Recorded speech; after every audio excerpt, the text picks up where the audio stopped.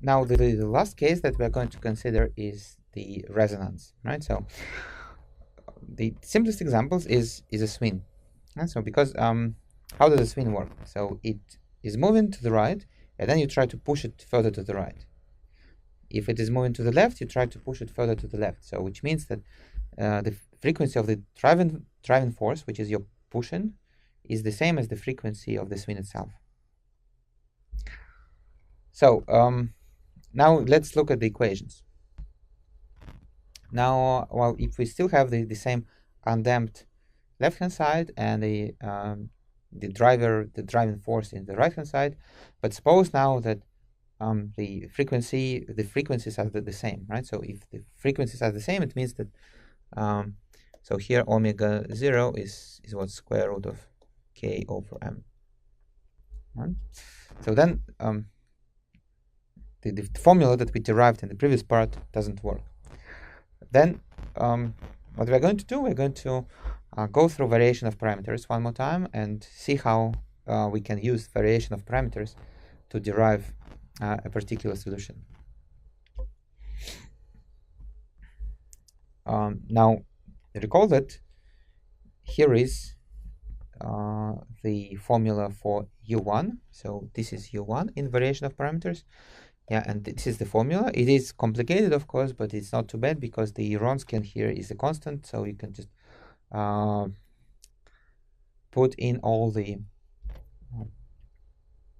information, and then you can use Wolfram alpha to integrate it, and here is the answer. So that's U1.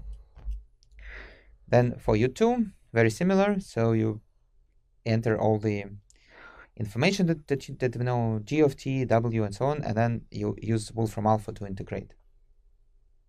Well, strictly speaking, the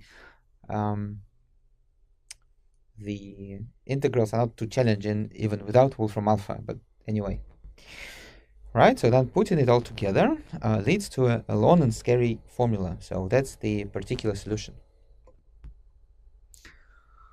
So a challenge for you, and this is actually a very meaningful question, and I suggest that all of you at least try. You don't have to report it to me, but you should try. So the interesting thing is that that's a formula for the particular solution, and it looks, well, big. But as a matter of fact, if you simplify, then this term is going to be gone, and this term is going to be gone, and only this part remains. So which means that the general solution of the differential equation is a combination of three terms.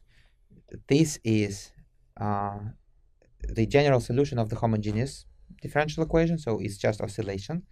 But that's this is the resonance part. So this part is what causes the resonance. Right?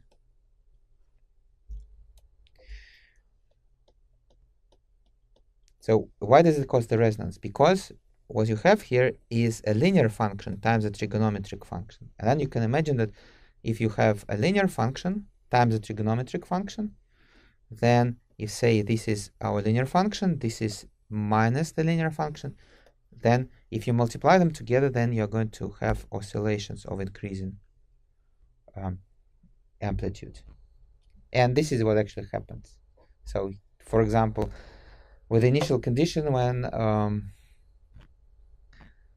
one of them is displaced, the other one is just 0.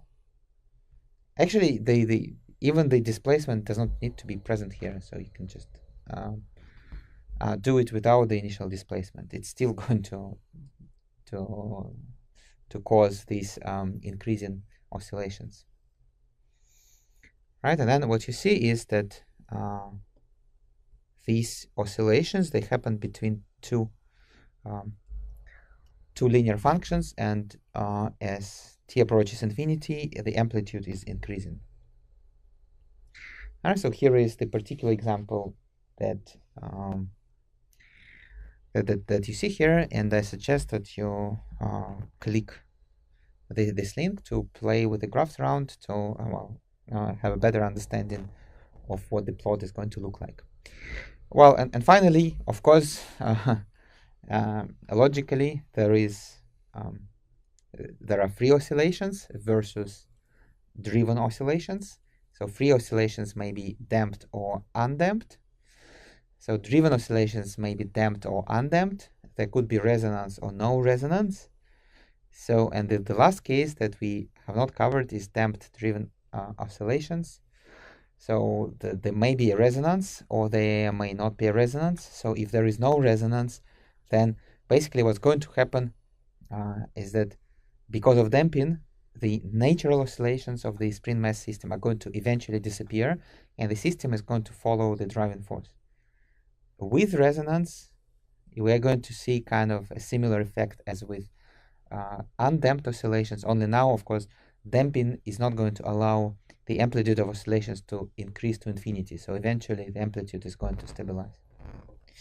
So, and then you can click here to take the last quiz, and it's a very long quiz, so you'll probably have to spend a lot of time on it, but